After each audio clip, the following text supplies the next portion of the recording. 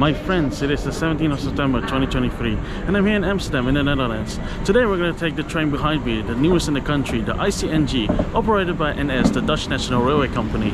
We will travel with them in first class on the way to Rotterdam via the high-speed railway line. Thank you so much for joining and coming along, and let's begin our trip report. So let's dive right into it. Today's trip report isn't really about the journey, but more about the train itself. We're taking the cursed InterCity Direct 952 from Amsterdam to Rotterdam.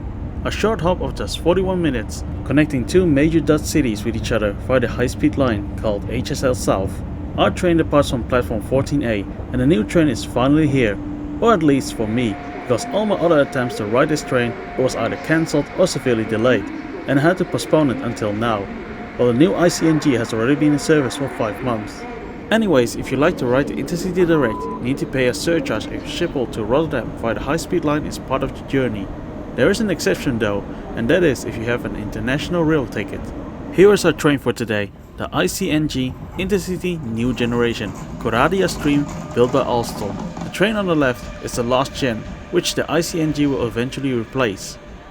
Now let's go inside the train. I'm traveling in first class, and my first impression is that the interior looks amazing. However, my 5-car train is too short for the amount of passengers. The last gen has at least 6 cars and each car is much longer as well. The ICNG 5-car unit equals 4 cars of the older ones running. There is a much longer 8-car version of the ICNG, but nah, just use the short one for this busy corridor. That's why I decided to film the interior on a different location, on the same day. We start with some shots of the first class section. The train is divided into zones, with one as a place to work and one where you can socialize for a bit. Mood lighting is cleverly used here to indicate the different zones. Luggage racks are a plus, but I would have preferred more normal seatings than a longitude lounge chairs. Here is a closer look at the first class seat. All are arranged in a 2+1 configuration, and they are very well padded and super comfy. Very adequate for a long journey. Coach seatings would have a coat hook here, a sturdy but relatively small table, okay for a laptop, and a footrest is installed as well. Legroom space is more than generous as usual on trains. Above are individual reading lights and more coat hooks if you need them. Every passenger will have access to its own standard European power socket and USB-A port. To recline, there's a little handle below your seat. Here's a shot when fully reclined. Barely noticeable, but the seat can only be moved forward. If you choose the base seats, you'll get more legroom space if nobody takes the seat opposite of you, and you'll have a large table as well. Bins are no longer situated at your seat, instead you have to go to the door area, and it seems they try to encourage you to separate trash. They are quite small though, so I hope trash will not pile up here. The toilet is operated by buttons, just like on the more recent trains. I'm glad they have a voice that confirms you have locked the door properly. Also, it's quite rare to see a Dutch train toilet clean and neat. I'm afraid it won't take long before this one will be trashed too, like the others. Let's move to second class, and the compartments are divided into different zones as well. The seat looks very comfy and very similar to first class, just a bit smaller in a 2+2 configuration. There's even an armrest dividing the two seats from each other. Lounge sofas are also present here. You will also find various multi-purpose areas. This one is reserved for bikes, and here you have multiple spots reserved for wheelchair users. Although I have to say that this compartment in particular is arranged in a very strange way. I mean, look at this, random baggage rack placement, and then the random lounge sofas between the normal seating. I'm sure the space could have been used more efficiently to squeeze in some more normal seats, and still keeping what's already present here.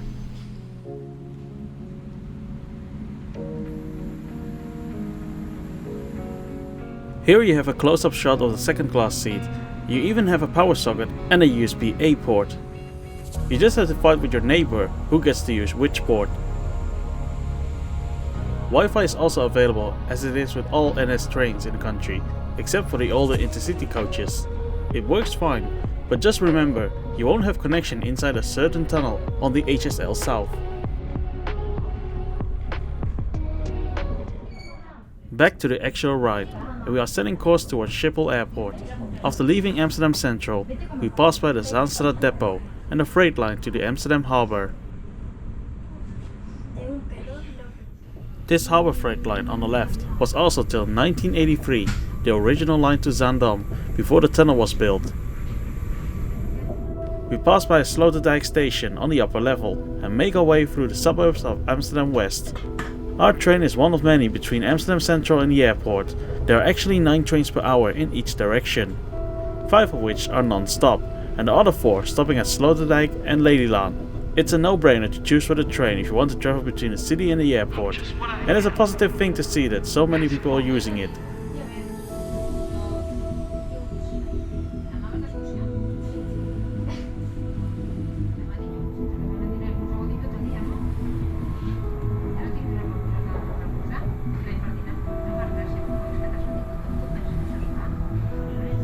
Lelylaan is also skipped, and for the final part we went parallel to the A4 motorway.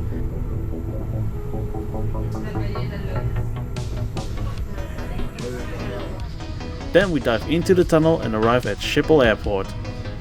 Amsterdam to the airport is reached in just 30 minutes.